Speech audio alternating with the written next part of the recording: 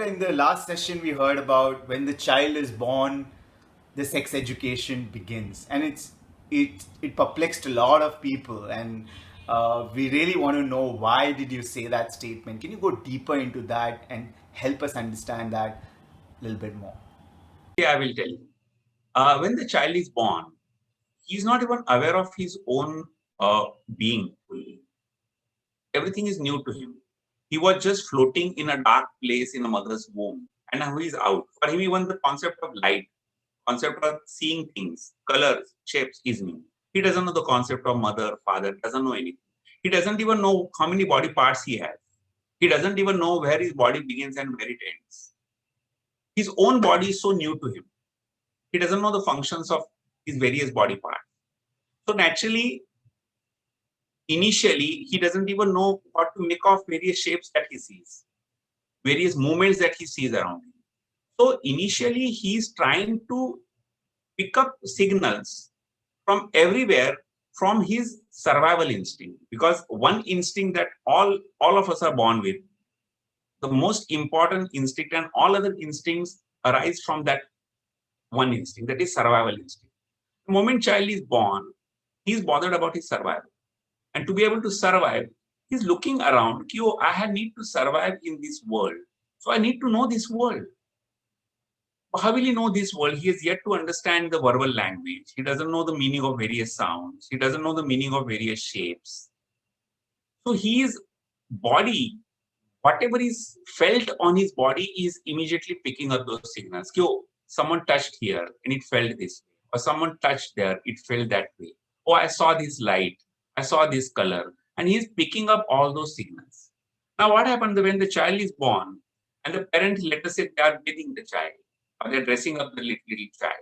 Now, if the parent has a bias, which many parents have, because for them, oh, this is private part or this is sex organ.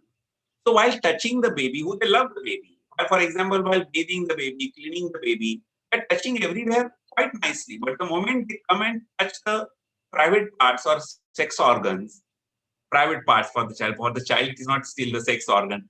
It is just a part of his body. And the touch has changed. And that at this point of time, what child is perceiving only how he's been touched and how does the touch feel.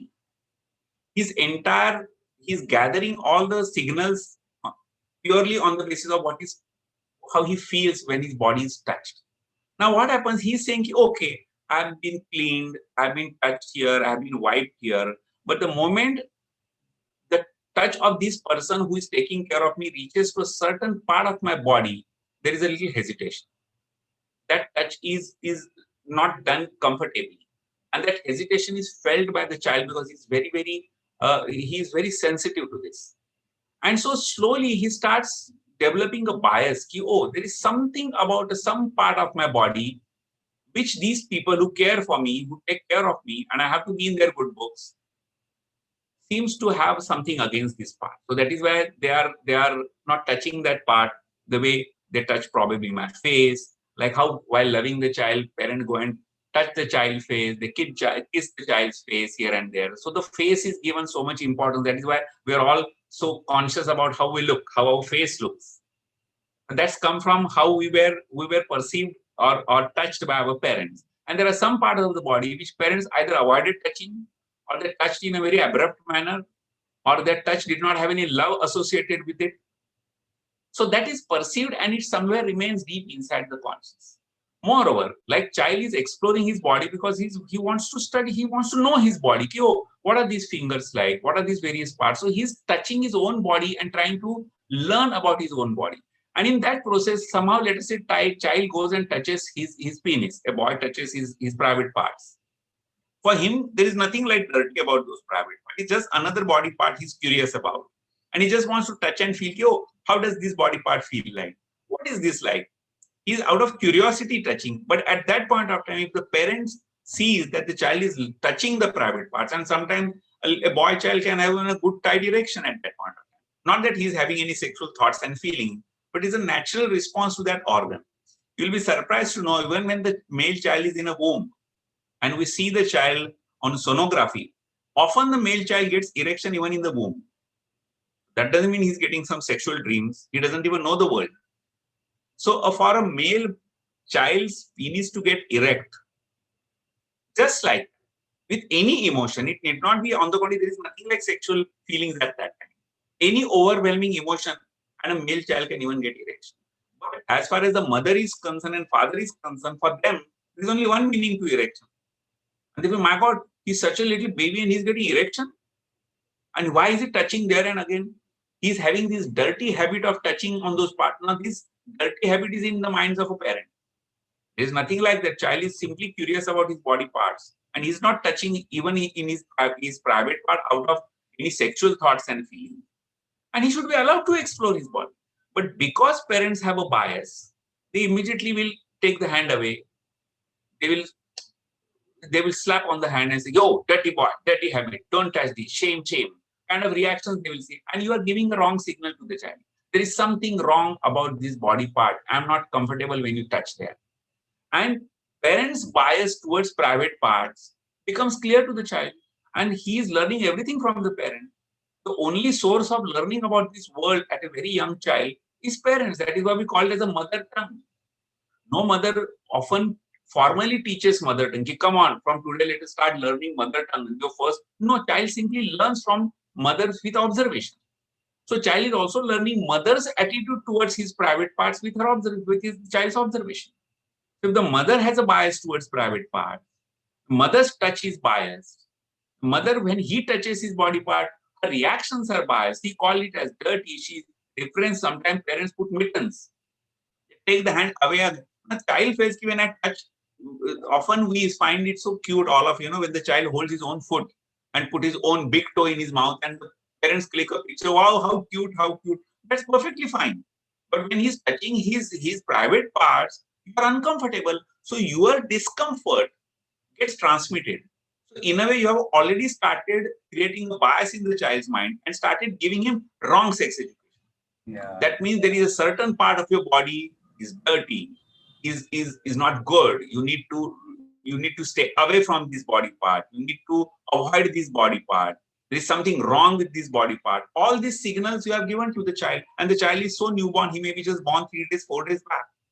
So that's why I say, your own attitude, parents' attitude towards child's sexuality gets transmitted. That is why the moment child is born, the sex education begins in your own attitude. Wow.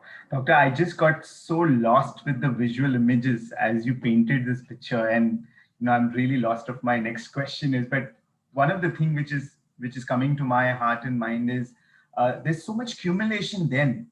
Like look at those same child become tweens and teens.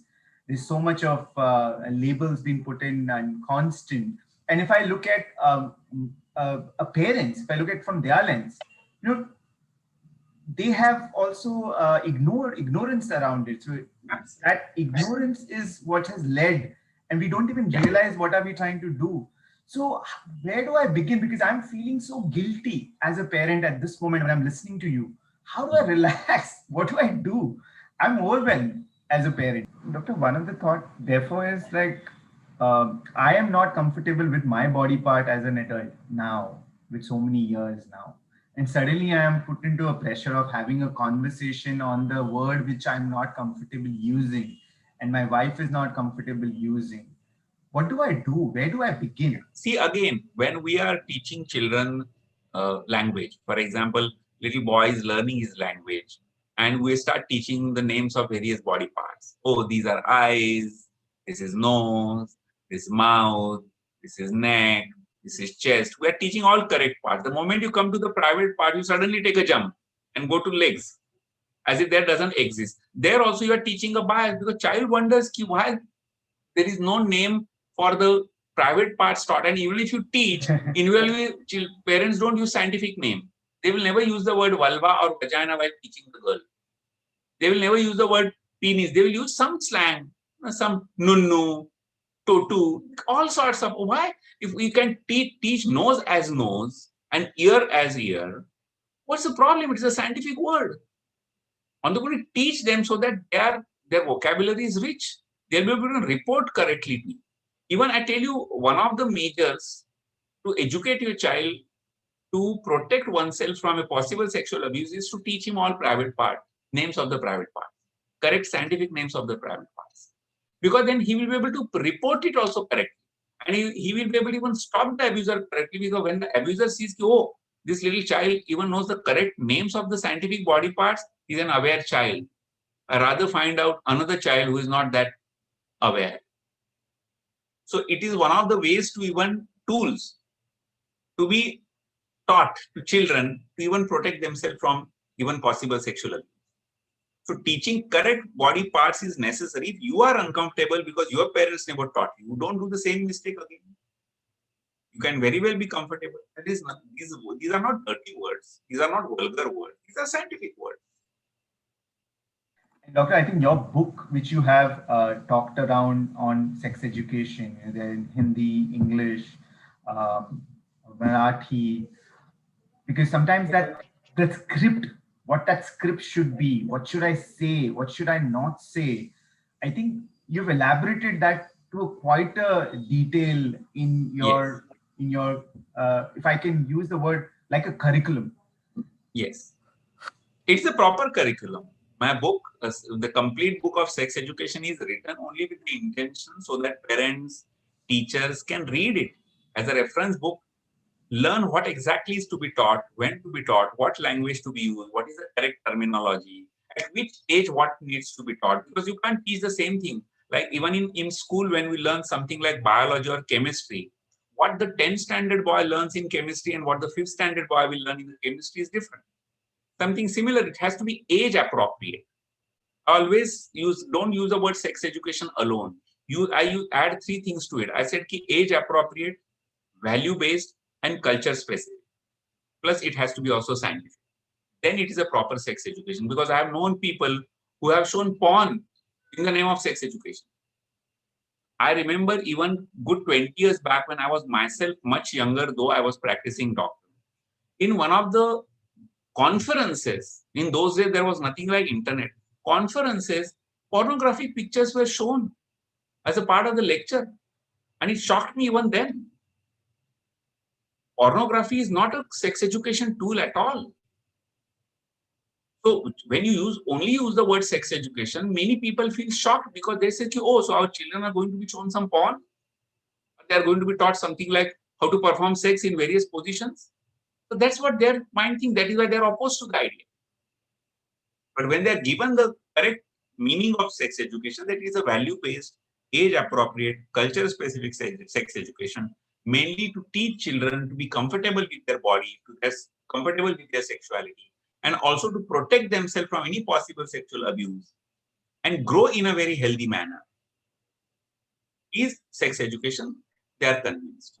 Absolutely. I think, Doctor, that's so important, and it's so deeply rooted in in us as an individual, and we have to unlearn a lot of things over a period of time. You have seen in the last 35 years done so much work around this. So if you have to bring change, what would you say? We have system, you have a society, you have teachers, you have schools, you have parents. Where should this change be ignited, and who had what role? If you could just give us a bird's view on that, because often as a parent, I think it's the school's responsibility, because school teaches the aspect of something around sex education. So where does this, who takes what responsibility? Yeah. I think, as I said earlier, parents are the best people to teach children about sexuality, because they are with the child much before even child starts going to school. Often by the time child is 4 or 5 years old and starts going to the school, he could very well be abused at that age. So he has to be taught beforehand. He learns his basic language, the correct terminology much before he starts going to school.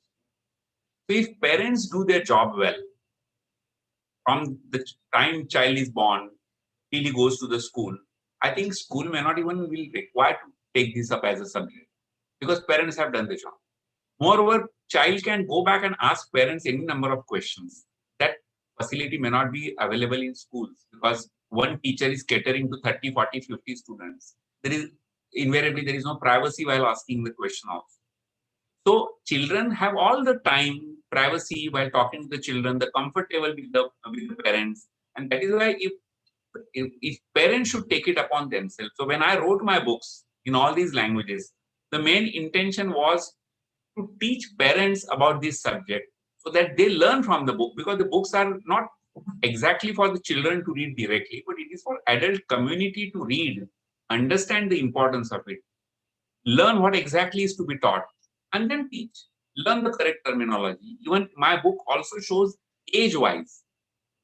From the age child is born till the age of 3, what is to be taught. From the age 3 to 5, what is to be taught. From the age 5 to 8, what is to be taught. Age-wise, I have in my book elaborated, because as child is growing, he requires a graded information. So much before he goes to school, a lot of things could be taught to him. And it will continue. It will continue. The schools probably will not have to take the burden on themselves, but already the system is such that parents are not talking to the children.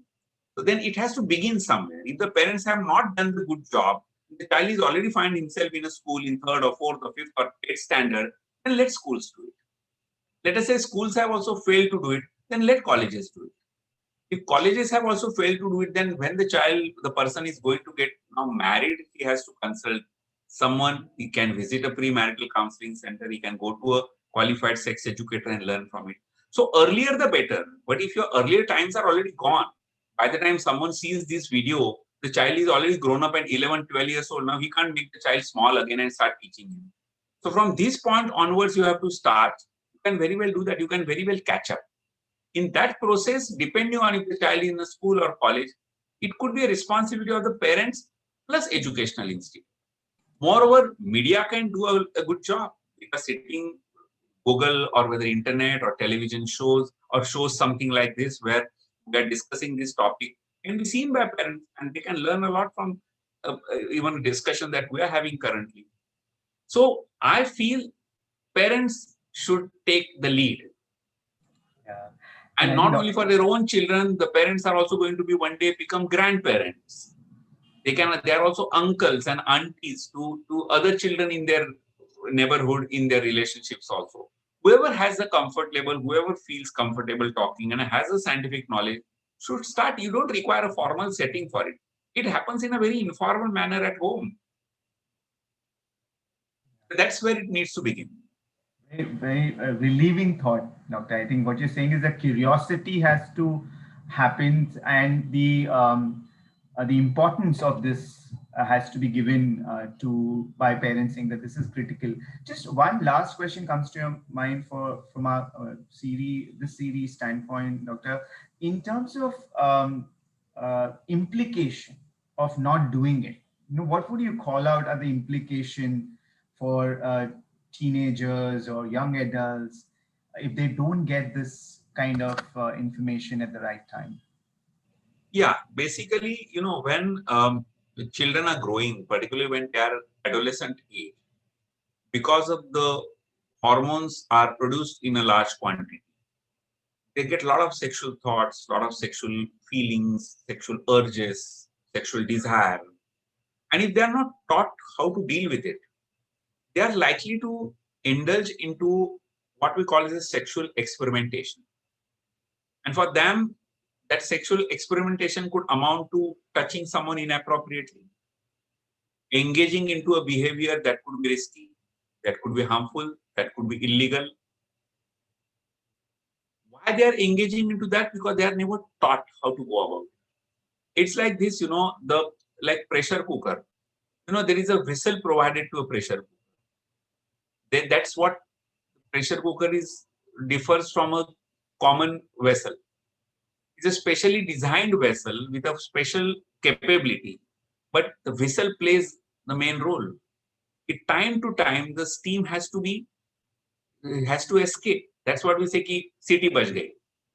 If you don't allow the whistle to whistle, there will be an explosion. The same vessel, pressure cooker, can act like a bomb and even kill you. So a regular outlet is very, very necessary.